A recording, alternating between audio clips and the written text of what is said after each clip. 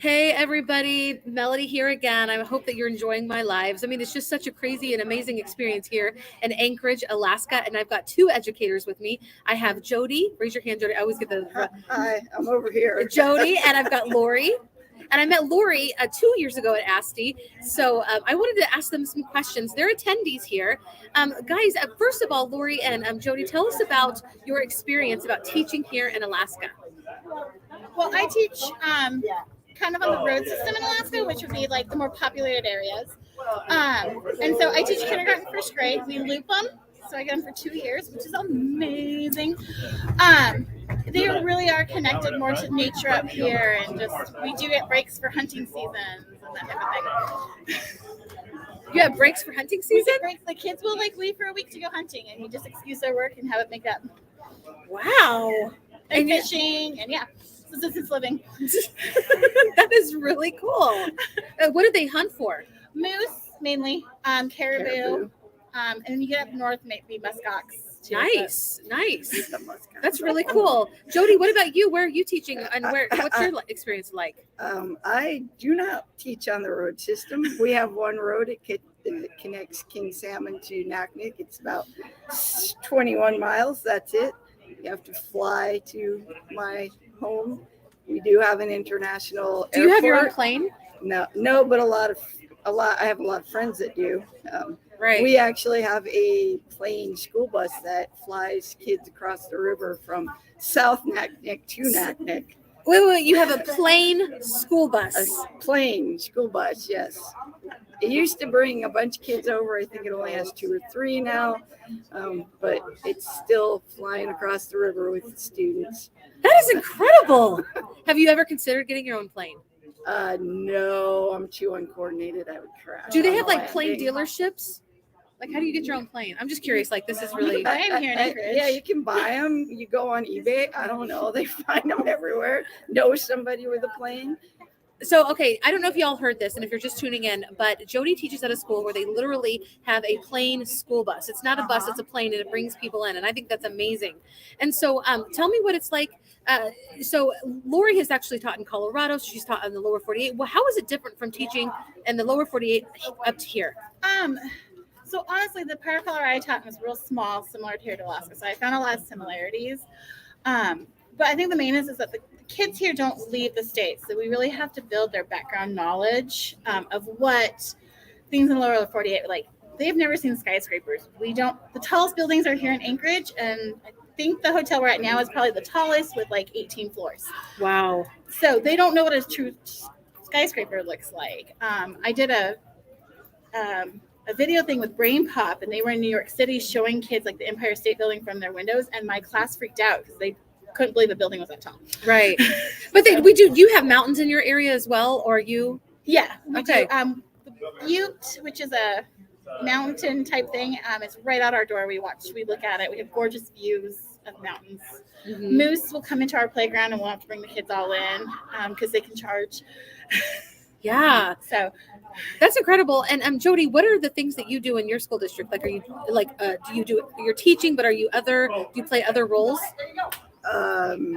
Well, I teach science and art. We're live. Come live with us. 7 through 12. Wait. You teach all grades 7 through 12? Come on in, honey. Yes, all grades 7. All grades 7 through 12. I have them all, and my biggest classes are actually combined 7th, 8th, and combined 9th and 10th. My smallest are my elective upper level, where I have class that has only 4 students. Wow. And this is like what this is your teaching experience has been in Alaska. Yeah, I only taught as a professor in the lower 48. Oh, wow. And I taught as a professor. Only, really? Like, that's amazing. That's amazing. Yeah, and I'm still an adjunct professor here too. Nice. I teach a night class sometimes. I live at Nice. our school on certain days. Hi. Okay, so like I just want you to know that everything is really. Tell us your name, and if I go this way. Okay, yes, and you guys can come in. Just crowd me. I'm just gonna come up here, crowd me. I'm a large body. Here, come here. Okay. It's opposite. There you It is opposite. Tell us. Okay, what is your name? I'm Elaine McDermott. Hi, Aline, and tell us about your role in education here in Alaska. I am a K2 teacher. I have a mixed classroom at a charter school in Wasilla. You talk a little bit quiet. Oh. She teaches. That's not far from where I am. Oh yeah. Yeah, I'm in Eagle River, so that is so nice. cool. Yeah, I'm at Midnight Sun. I teach. I have 7 first graders, 5 kindergartners, and 11 second graders. All in one Wow. classroom. Do you teach all in one classroom? Yes. And we teach everything. What? I'm telling y'all, like, this is crazy cool. Like, educators here are phenomenal. They're just different. When I do my presentations here, like, my armpits get real sweaty, and I like sweat because I'm like, you don't mess around with Alaskan educators. They know their business. They come here for a purpose, and they're not here to like joke around. But you kind of are because you're funny. Yeah. But like, Oh, hey, I'm seriously, here to entertain. I feel the so back see if I can sweat. find this. But you guys are so smart and so nice. Here, come in. I know that I'm. Yeah, there we go. See, it's just amazing. So tell me, y'all, what is your favorite experience? You know what? Here, Lori, come in, and I'll step to the side. Yes. Everybody's seen my face enough. So here, come on in. Okay. Tell us, and I'm gonna step out. You guys squeeze together because I talk so loud that people can see me even or hear me even when I'm not on screen. What is your favorite experience about ASTE been so far? Learning to code with Brian, Aspinall. Aspinall. That's great. He was. I never thought I could code, and now I think it's not as difficult as I thought. That's he, great. He was awesome. Way to go, Brian. Way to yeah, that's amazing. What about you two? I love being able to collaborate with all the other great educators from around our state, getting new ideas to take back to the classroom. What is an idea that you would know you're going to take back to the classroom? I went to one on poetry, and even though it was for older kids, I was able to take those ideas and make them into a kindergarten idea that I can take back. That is so cool. What was your favorite presentation? Oh, I'm into some good ones. I bet this one about calling edu authors might have been her favorite. That one was amazing. Learning how to become an author. Yeah. I'm teasing. What about you? I think collaborating because I forgot. Aline. Okay. yeah. And by the way, I love Aline's eye makeup. Can you step up close? Look how detailed that is. That is what I want to do, by the way, Aline. I got a palette before I came here, and I had to try every color before I. That's good. And I love teaching elementary. I could just come in there and I'm like, I'm wearing blue today, and the kids are like, woo! So it works. It's incredible. I love it. And you're off the camera, so come. Okay, Aline. So tell us about your experience at ASTE. What did you enjoy the most, or really enjoy? Okay, so funny enough, Lori and I are on opposite sides of the valley. And when I was a stay-at-home mom, and my first job was at her school where my husband teaches. So it was really cool seeing all the teachers I used to work with or volunteer with and getting to collaborate with them all over again, because I'm in Wasilla, they're in the Butte, and being able to like talk to teachers again instead of being cooped up in my own classroom, Oh, hiding yeah. in my cave because of all of the, you know, Right. all of the COVID stuff. the COVID stuff.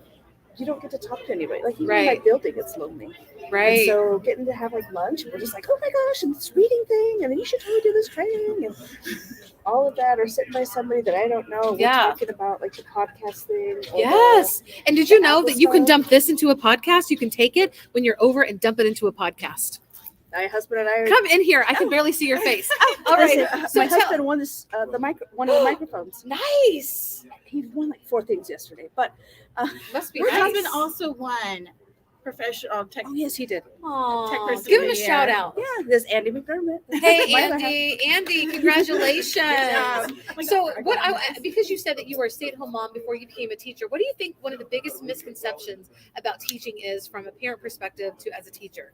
Well, funny, I was a teacher, then a stay-at-home mom, Uh-huh. and then a teacher again. I guess for me, I did a lot of talking about the school, like when I was a big active person in like the Butte PTA and stuff. I was like, no, this is not how they do it. They're not here to, enforce the special rule. This is the reasoning behind what they do, or why would we do, some kind of curriculum. And so advocating, I guess, is what I'm thinking about, is I would advocate for people who didn't know. Do you wish that more parents were advocates, like in support? Yeah, and I think like Andy and I talked about the podcast, like talking about, okay, so let's just talk about homework. Uh-huh. Why is homework important? What is the research behind it? like to educate people outside of it, because it's so easy to look in the fishbowl. Mhm. And like I think even like did you do data detectives? I didn't. There was an article about how we wanted to form all children in our own view, and it was very Oh, that's true. But it was sensationalized, right? And so Right. it's like, no, we don't want to do that.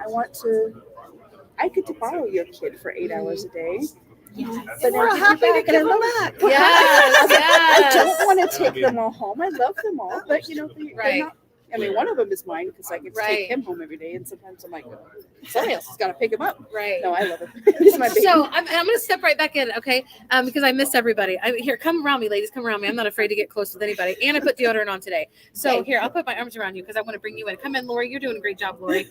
So tell me, so do you guys have teacher shortages going on right now here in Alaska? Yes. Oh, big time. Okay, so what do you think is the best thing? Like, if somebody were watching this right now and they're a great teacher and you want them on their team, what would you say to them? Why would it be awesome to come and teach in Alaska? Alaska is an adventure. Yes. Yes. Wild and open. Mm-hmm. Come see our bears. Yes. Yes. Come see our bears for sure. What would you say, Lori? I said I've been fortunate enough to work out in the bush, which is the more rural part of Alaska, and that's really where the adventures are.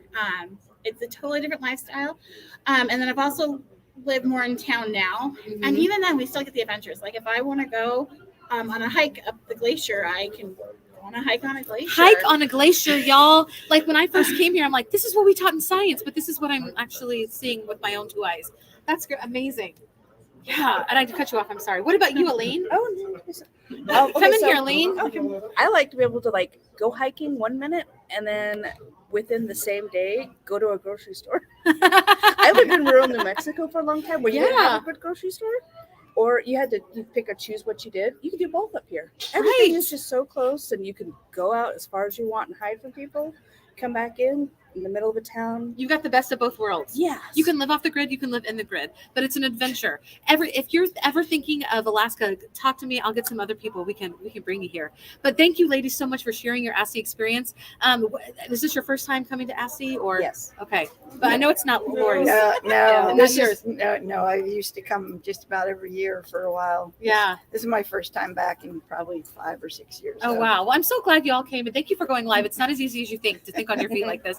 Take care, everybody. I'll see you again soon. Bye. Bye. That was